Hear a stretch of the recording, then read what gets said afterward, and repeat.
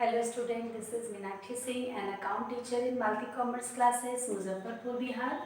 पिछले वीडियो में हमने 12th के अकाउंटेंसी में पार्टनरशिप फर्म के बारे में आपको उसके रिलेटेड जो भी पार्टनरशिप डिड था और एब्सेंस ऑफ पार्टनरशिप डिड के सारे रूल रेगुलेशंस को हमने बताया।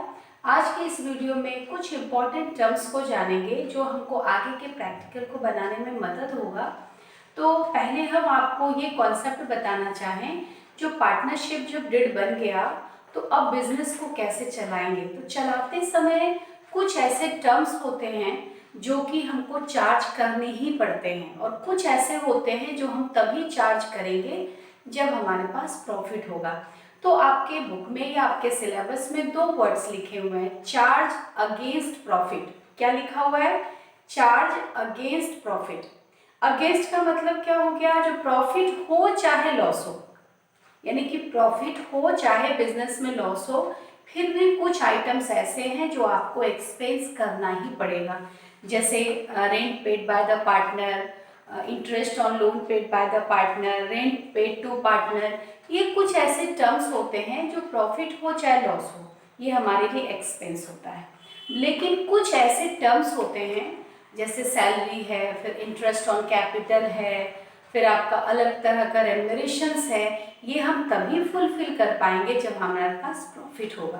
तो बहुत अच्छे से पार्टनरशिप फॉर्म में डिड के अनुसार, रूल्स रेगुलेशंस के अनुसार बहुत अच्छे से दो कॉन्सेप्ट को अलग किया गया है और आपको वो कॉन्सेप्ट बताएंगे अभी, और उसी कॉन्सेप्ट पे फिर हमारा आगे का प्रैक्टिकल बनेगा। तो चलिए देखते हैं।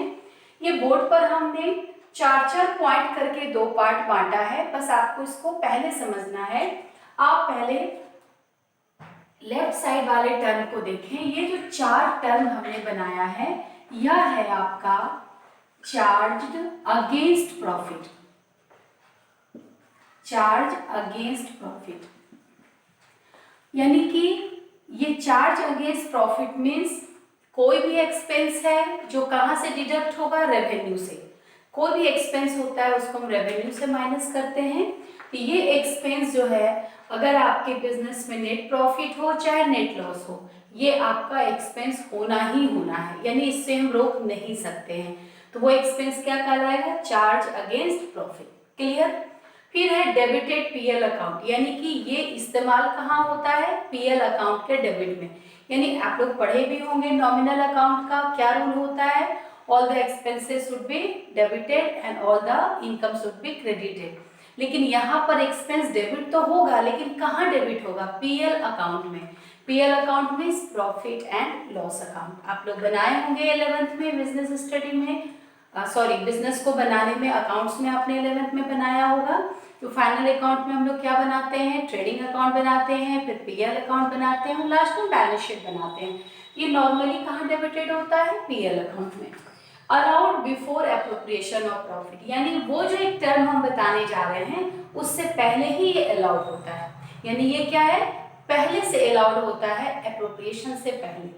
और लास्ट है कुछ एग्जाम्पल्स हम लिखे हैं जो आपको फर्दर ही प्रैक्टिकल में बनाना है, जैसे rent paid to a partner, interest on loan by partner. ये दो आइटम जो है वह आपका किस में आएगा? चार्ज अगेंस्ट प्रॉफिट में, चाहे प्रॉफिट हो चाहे लॉस हो। क्लियर? अब असली चीज हम लोग को क्या पढ़ना है? ये चार आइटम जो पार्टनरशिप फॉर्म में है और जिसको हम लोग क्या बोलते हैं? Appropriation of profit. क्या बोलते हैं? Appropriation of profit. Appropriation of profit का मतलब होता है distribution of profit among partners. But कब? पार्टनर के बीच में सारे प्रॉफिट को डिस्ट्रीब्यूट करना है, लेकिन कब डिस्ट्रीब्यूट करना है? जब आपका बिजनेस प्रॉफिट अर्न करेगा। अगर आपका बिजनेस प्रॉफिट अर्न नहीं करेगा तो फिर एप्रोप्रिएशन होगा ही नहीं। यानी एप्रोप्रिएशन के लिए बिजनेस को क्या जरूरी है? प्रॉफिट की। और एप्रोप्रिएशन टॉपिक कब बनेगा? जब हमारा चार्ज अगेंस्ट प्रॉफिट बन चुका होगा। क्लियर है? ये बिफोर है, ये आपका आफ्टर है। तो एप्रोप्रिएशन ऑफ प्रॉफिट में पहला हम लिखे हैं distribution of profit among partners. यह एक ऐसा प्रॉफिट है जो पार्टनरों के बीच में डिस्ट्रीब्यूट होता है। Debited PL appropriation account. बहुत इजी है, उसमें पीएल अकाउंट है, इसमें पीएल एप्रोप्रिएशन है। आगे हम बताएंगे जो पीएल एप्रोप्रिएशन क्यों नाम पड़ा इसका, ठीक है। अब है appropriation after accounting of all charges, यानी कि चार्ज अगेंस्ट प्रॉफिट जब हो जाएगा उसके बाद ही हमारा सारा चार्ज क्या होगा, पोस्टिंग होगा यानी चार्ज होगा। और कुछ एग्जांपल्स हैं इसमें, जैसे सैलरी है, इंटरेस्ट ऑन कैपिटल है, transfer to profit to general reserve है। ये सब कुछ एग्जांपल्स हैं जो प्रैक्टिकली सॉल्व करना है, लेकिन ये सब एग्जांपल कहाँ जाएगा, एप्रोप्रिएशन ऑफ प्रॉफिट में। तो ये आपको एक टॉपिक है जो आपके सिलेबस में है, जिसमें आता है चार्ज अगेंस्ट प्रॉफिट और एप्रोप्रिएशन ऑफ प्रॉफिट में क्या डिफरेंस है। तो सिंपल सी बात है, whenever we are making PL account, we maintain the charge against profit. When we are making the PL appropriation account, we can be maintain appropriation of profit. यानी partnership form में कौन सा term पढ़ना है हमको, appropriation of profit. Appropriation का synonyms distributions भी होगा, और डिस्ट्रीब्यूशन किस बात का, प्रॉफिट का। प्रॉफिट किसके बीच बटेगा, पार्टनर के बीच में। इसीलिए पार्टनरशिप में पीएल अकाउंट नहीं बनता है, पार्टनरशिप में पीएल एप्रोप्रिएशन अकाउंट बनता है। ये एक टॉपिक हमारा कंप्लीट हो गया, चार्ज अगेंस्ट प्रॉफिट और एप्रोप्रिएशन ऑफ प्रॉफिट। अब हम आप लोगों को कुछ इंपॉर्टेंट टर्म्स बताने जा रहे हैं सेक्शन को लेकर, तो चलिए उस लिखते हैं। चार्ज अगेंस्ट प्रॉफिट और एप्रोप्रिएशन ऑफ प्रॉफिट को हम लोग जब जान गए तो कुछ इंपॉर्टेंट प्रोविजन हमें याद करना पड़ेगा, क्योंकि अक्सर एग्जाम में भी पूछा जाता है और हमारे नॉलेज के लिए बहुत ही ज़रूरी है।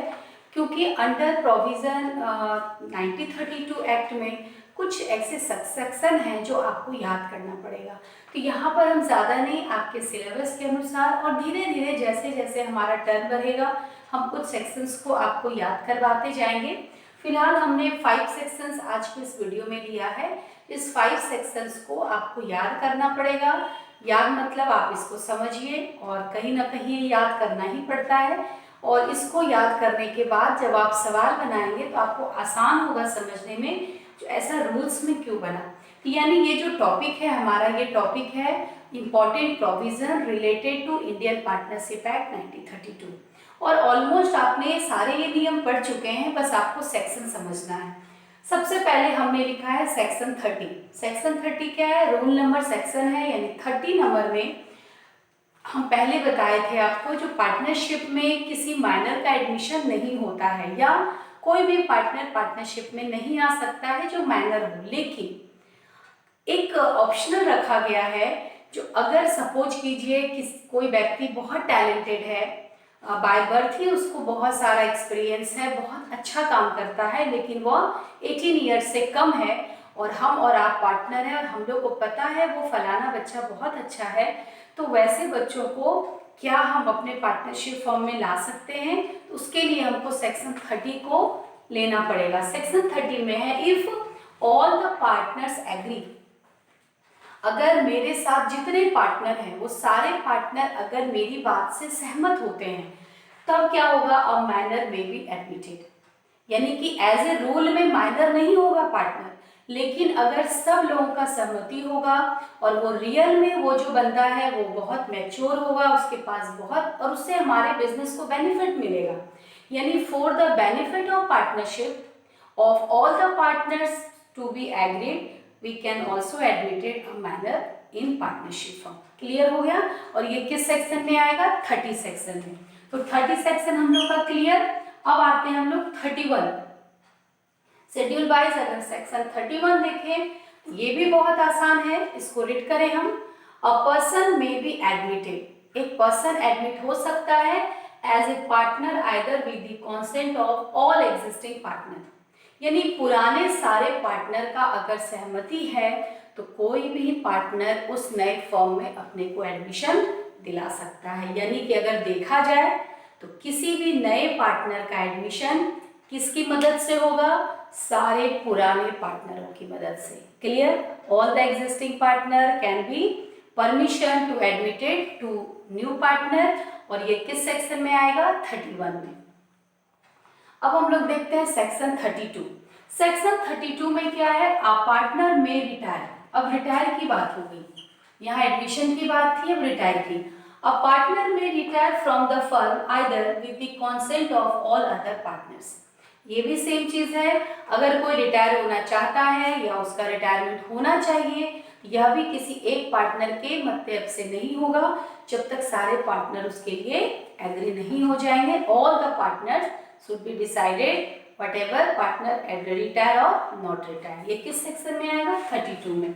अब हम लोग आते हैं सेक्शन 35 में। चूंकि सेक्शन 35 थोड़ा डिफरेंस होता है इसीलिए, लेकिन सीरियल वाइज के अनुसार हम सेक्शन 35 पहले बता दें आपको। Unless otherwise agreed by the partner in the partnership deed a firm is dissolve on the death of a partner. ये बहुत ही रेयर होता है, ये बिल्कुल ही एक्सेप्शनल है, लेकिन कभी कभी हो सकता है। सपोज कीजिए 2 ही पार्टनर है और पार्टनरशिप डीड में कुछ भी डिसाइड नहीं था, और वैसी स्थिति में अगर कोई एक पार्टनर डेथ कर जाता है तब मजबूरी क्या करना पड़ेगा? उस फर्म को क्लोज करना पड़ेगा। Dissolve means close.